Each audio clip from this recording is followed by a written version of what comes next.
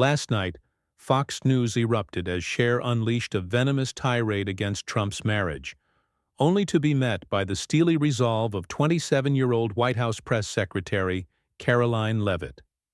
The studio crackled with hostility, setting the stage for a brutal clash. The Fox News studio buzzed with anticipation as the cameras rolled, the bright lights casting stark shadows across the set. The host, a seasoned anchor with a knack for stirring the pot, introduced the guests with a gleam in his eye. On one side sat Cher, the iconic singer draped in a bold red ensemble, her eyes sharp with intent. Across from her was Karoline Leavitt, the young White House press secretary, poised in a crisp navy suit, her expression calm but resolute. The air was thick with tension, the audience sensing a storm brewing. The host wasted no time, diving into the hot-button issues of the day. He turned to Cher first, asking her take on the current administration. The singer leaned forward, her voice dripping with disdain. "Let's talk about Donald Trump," she began, her words slicing through the studio. "That man's marriage to Melania is a sham, a hollow deal propped up for the cameras. Everyone knows he's incapable of loyalty, a narcissist who'd sell his own wife for a headline. Melania's just a prop in his circus, trapped in a gilded cage while he parades around like some king. It's pathetic, and America deserves better than this farce of a family." The audience gasped, the accusation landing like a grenade.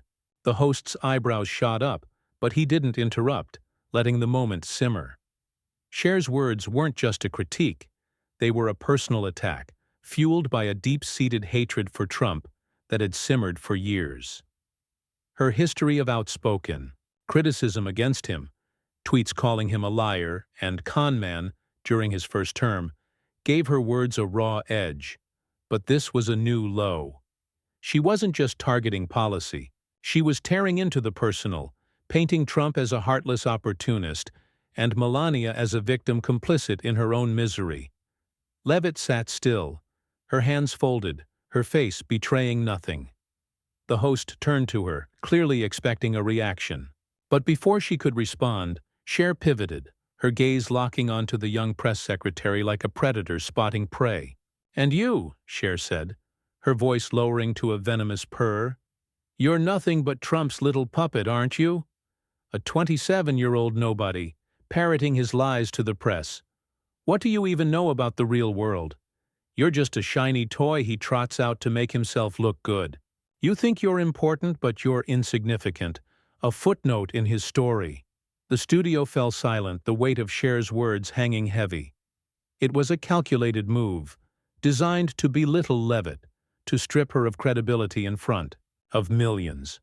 Cher's fans in the audience nodded, some smirking, while others shifted uncomfortably.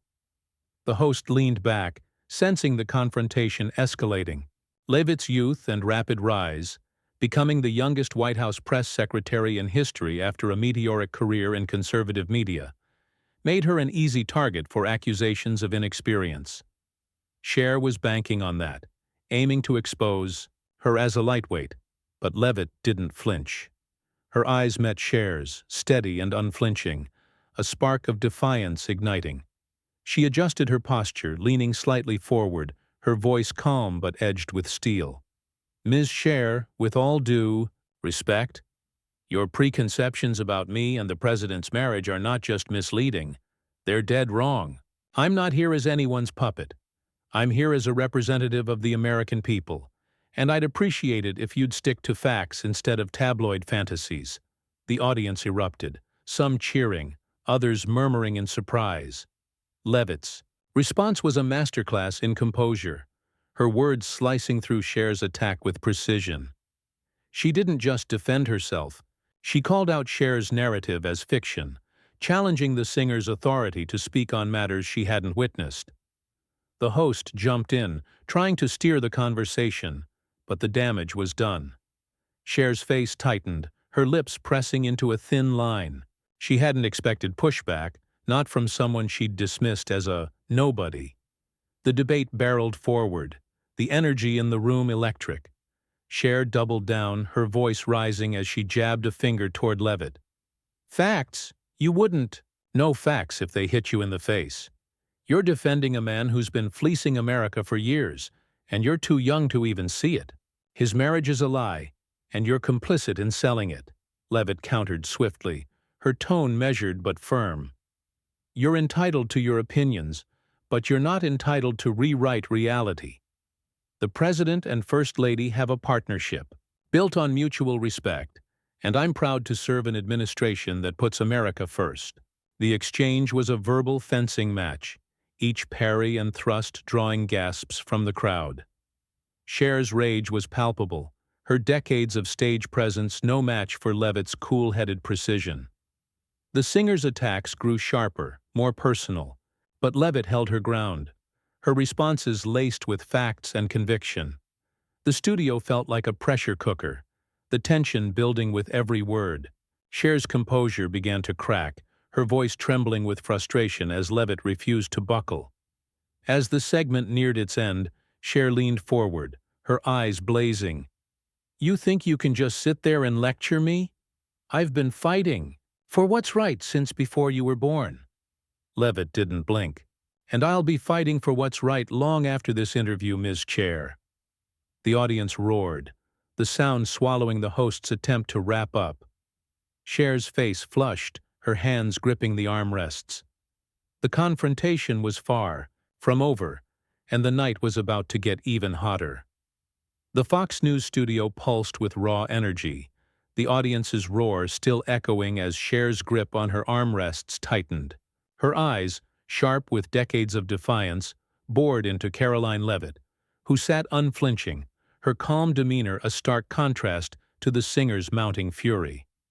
The host, sensing the moment slipping from his control, tried to pivot.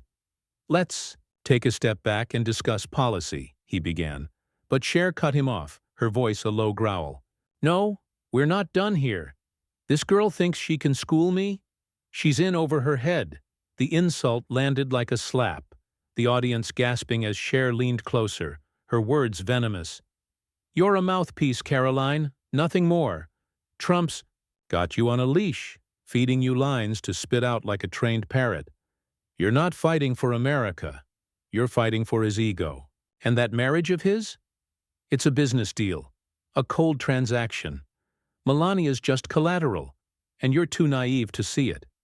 Cher's attack was relentless, her voice rising with each syllable, painting Leavitt as a pawn, and Trump's marriage as a calculated lie.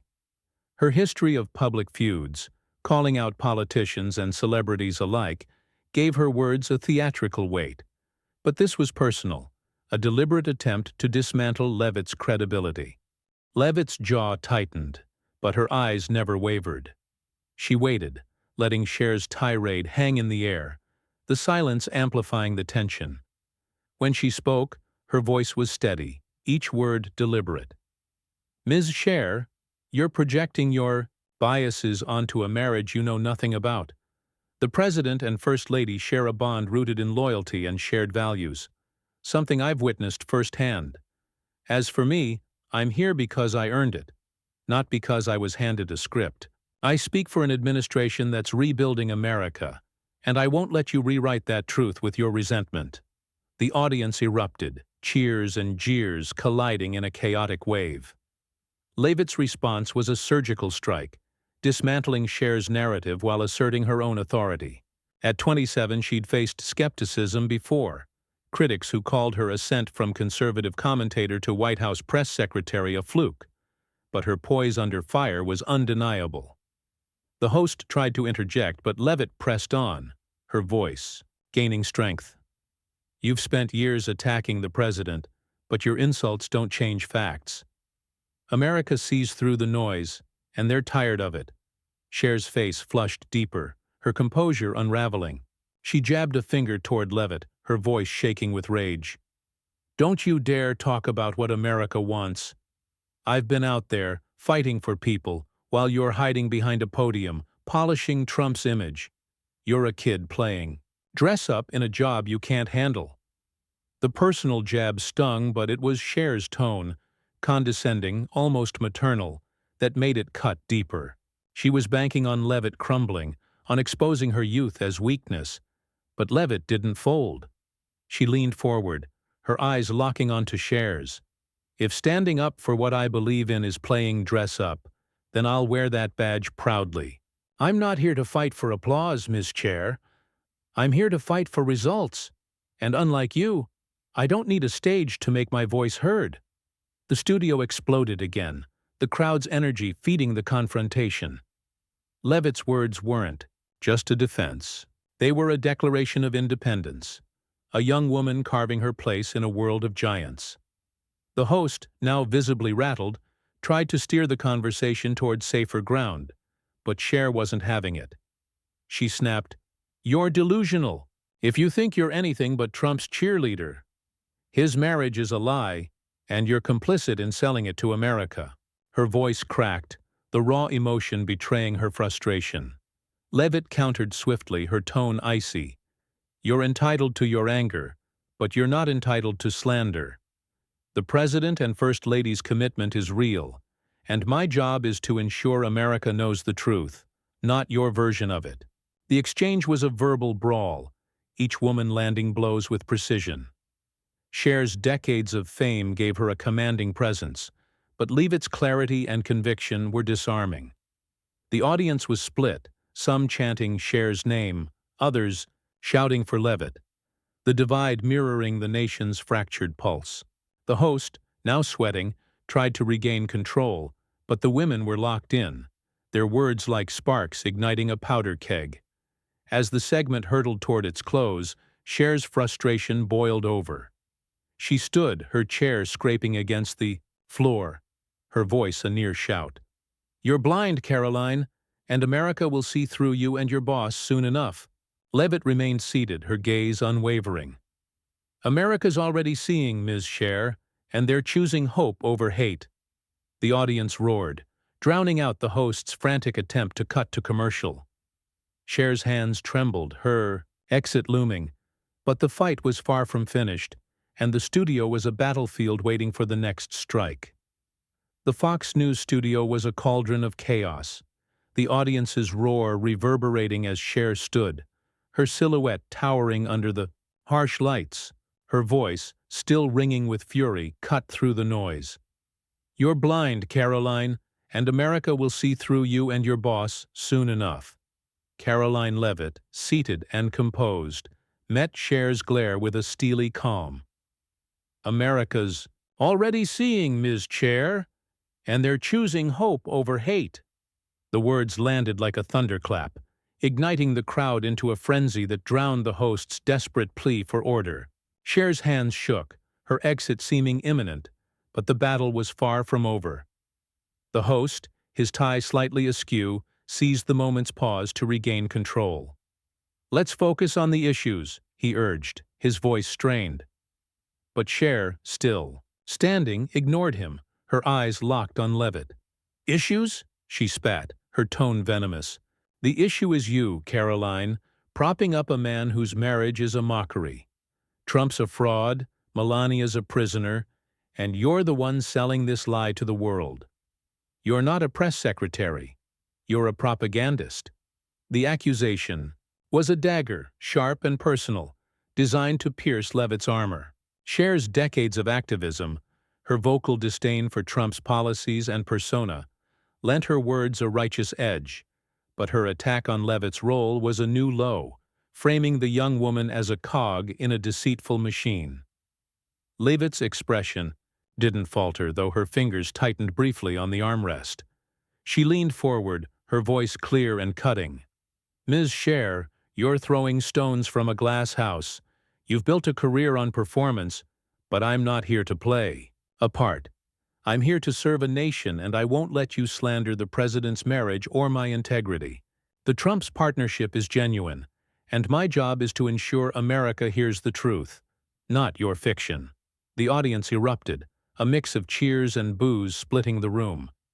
Leavitt's retort was a masterstroke, turning Cher's fame against her while defending her own purpose. Her rapid rise, from a small-town New Hampshire native to a conservative media star, made her resilience under fire all the more striking. Cher's face twisted, her composure fraying further. She took a step toward Leavitt's chair, her voice rising to a near scream. "Truth? You wouldn't know truth if it slapped you. You're a kid, Karoline, a nobody who thinks she's somebody because Trump gave her a title. You're out of your depth, and America's laughing at you." The personal attack was brutal, Cher's words dripping with condescension, aiming to humiliate Leavitt by highlighting her youth and perceived inexperience. The audience gasped, some shouting in protest, others egging Cher on. The host, now visibly panicked, raised his hands, but the confrontation was a runaway train. Leavitt's eyes flashed, but her voice remained steady, a quiet power underscoring each word. "If being young means I'm underestimated, that's your mistake, not mine. I don't need decades in the spotlight to know right from wrong. I'm here because America trusts me to speak for them, and I won't be silenced by your tantrums." The crowd roared, the sound shaking the studio. Leavitt's response wasn't just a defense, it was a gauntlet thrown, asserting her place, as a force in her own right. Her ability to stay composed, even as Cher loomed over her, was a testament to her mettle, honed through years of navigating hostile media landscapes. Cher staggered back, as if physically struck, her hands clenching into fists. "Tantrums," she hissed, her voice trembling with rage. "I've fought for justice my whole life, while you're just Trump's lapdog, barking on command. His marriage is a sham, and you're too blind to see it." The repetition of her attack on Trump's marriage felt desperate now, a sign of her losing ground. Leavitt seized the moment, her tone sharp but controlled. "You keep saying that, but repetition doesn't make it true. The President and First Lady's bond is real, and I'm proud to represent an administration that fights for families, not against them." The audience's cheers drowned out Cher's attempt to interrupt, the momentum shifting palpably. The host, now shouting to be heard, tried to pivot to a new topic, but the women were locked in a duel. Cher's voice cracked as she snapped, "You're a disgrace, Karoline, and history will forget you." Leavitt's response was swift, her words like ice. "History will remember who stood for truth, Ms. Cher, and it won't be the one shouting loudest." The studio was a powder keg, the audience's chants and jeers fueling the fire. Cher's face was a mask of fury, her body rigid as she hovered between fight and flight. Leavitt sat serene, her calm a stark contrast to the singer's, unraveling. As the segment's end loomed, Cher's rage reached a boiling point. She leaned over the table, her voice a raw snarl. "You'll regret this, Karoline. You and your precious Trump will fall, and I'll be there to watch." Leavitt didn't blink, her voice unwavering.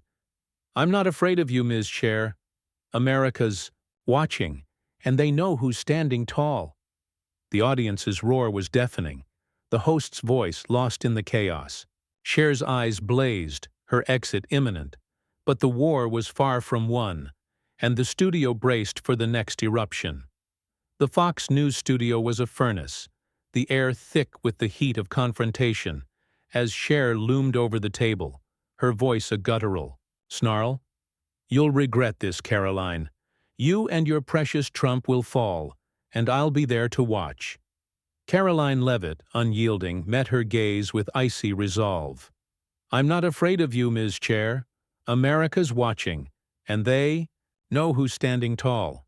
The audience's roar shook the set, a tidal wave of sound that buried the host's frantic attempts to restore order.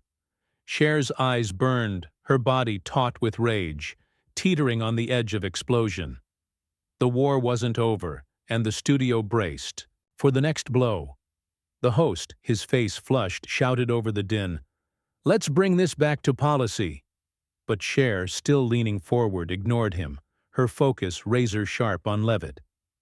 "You think you're untouchable?" she hissed, her voice dripping with contempt. "You're a fleeting blip, Karoline, a footnote in Trump's collapsing empire. His marriage is a fraud, Melania's trapped, And you're the one polishing his lies. You're not a leader. You're a servant. The attack was vicious, a blend of personal and political, designed to strip Leavitt of her dignity. Cher's long history of anti-Trump activism, her viral rants and public feuds, gave her words a theatrical ferocity, but they carried a desperate edge now, as if she sensed the tide turning. Leavitt's posture remained rigid, her eyes locked on Cher's. She let the insult linger, the silence amplifying the tension, then spoke, her voice ablade. "Ms. Cher, your obsession with tearing down the president doesn't make your lies true. The Trump's marriage is a partnership of strength, something I've seen up close. As for me, I'm not here to chase fame. I'm here to serve a nation that's tired of your divisive rhetoric." The audience erupted, cheers and jeers clashing like cymbals. Leavitt's response was a deft counter, exposing Cher's attacks as rooted in bias rather than fact. Her youth, often weaponized against her, became her strength, a symbol of a new generation unafraid to challenge icons. Cher's face contorted, her hands slamming onto the table, the sound echoing through the studio. "Divisive?" she roared, her voice cracking with fury. "I'm speaking for the people you and Trump ignore. You're a puppet, Karoline, a little girl playing at power. You think you're America's voice? You're nothing." The personal jab was a last-ditch effort, Cher's tone raw with frustration as she tried to reclaim dominance. The audience gasped, some shouting in support, others in outrage. The host, now standing, waved his arms, but the confrontation was a wildfire, unstoppable. Leavitt's eyes narrowed, but her voice stayed calm, each word deliberate. "If speaking for America makes me nothing, then I'm proud to be nothing. I don't need your approval, Ms. Cher, or your spotlight. I'm here for the millions who believe in this administration. And I won't let you bully me into silence." The crowd roared, the sound visceral, as Leavitt turned Cher's condescension into a badge of honor. Her journey, from a conservative commentator to the youngest White House press secretary, had prepared her for moments like this, where poise under pressure was her greatest weapon. Cher staggered back, her breath ragged, as if Leavitt's words had landed a physical blow. "Bully?" she spat, her voice trembling. "I'm exposing you, Karoline, and your boss's sham of a marriage. Trump's a con man, Melania's a prop, and you're the fool defending them." The repetition of her attack felt hollow now, a sign of her faltering grip. Leavitt seized the opening, her tone sharp. "You're not exposing anything, Ms. Cher. You're projecting. The President and First Lady's commitment is unshakable, and I'm honored to represent their vision. America sees the truth, even if you refuse to." The audience's cheers were deafening, a clear shift in momentum. The host, now hoarse, tried to pivot, but Cher cut him off, her voice a raw scream. "You're delusional, Karoline. History will spit on you and Trump." Leavitt's response was swift, her voice steady. "History will judge us by our actions, Ms. Cher, and I'm betting on the side fighting for unity, not division." The studio was a battleground, the audience's chants splitting the air, some for Cher, more for Leavitt. The singer's face was a mask of rage, her hands shaking as she gripped the table, her control slipping further. As the segment neared its close, Cher's fury exploded. She pointed at Leavitt, her voice a jagged roar. "You're finished, Karoline. You hear me? You and Trump are done." Leavitt didn't flinch, her gaze unwavering. "We're just getting started, Ms. Cher, and America's with us." The audience's roar was a tidal wave, the host's voice lost in the chaos. Cher's eyes widened, her body trembling with rage, her exit now a heartbeat away. But the final clash loomed, and the studio held its breath for the breaking point. The Fox News studio was a crucible, the air crackling as Cher's fury erupted. Her finger jabbed toward Karoline Leavitt, her voice a jagged roar. "You're finished, Karoline. You hear me? You and Trump are done." Leavitt, unyielding, met her gaze with calm defiance. "We're just getting started, Miss Cher, and America's with us." The audience's roar crashed like a tidal wave, swallowing the host's frantic attempts to regain control. Cher's eyes widened, her body trembling, with rage teetering on the edge of collapse. The studio held its breath, the final clash imminent. The host, his voice hoarse, shouted, "Let's wrap this up!" But Cher, her face a mask of fury, ignored him, her words venomous. "You're a fool, Karoline, defending a man whose marriage is a lie. Trump's a fraud, Melania's a hostage, and you're the one selling this garbage to America. You're nothing but his lapdog, and everyone sees it." The attack was a desperate salvo, recycling her earlier accusations but laced with raw desperation. Cher's decades of fame, her battles against political figures, her outspoken hatred for Trump, gave her words a theatrical weight, but they rang hollow now, her momentum crumbling under Leavitt's unshakable resolve. Leavitt's eyes glinted, her voice steady and piercing. "Ms. Cher, you've said a lot tonight, but you haven't said anything true. The President and First Lady's marriage is a partnership of loyalty, something I've seen with my own eyes. I'm not here to sell anything. I'm here to speak for a nation that's done with your anger and division." The audience erupted, the cheers overwhelmingly for Leavitt, a testament to her command of the moment.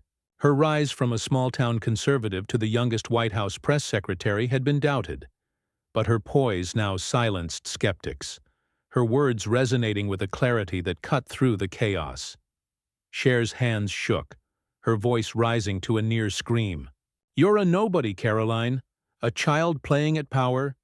You think you can stand there and lecture me?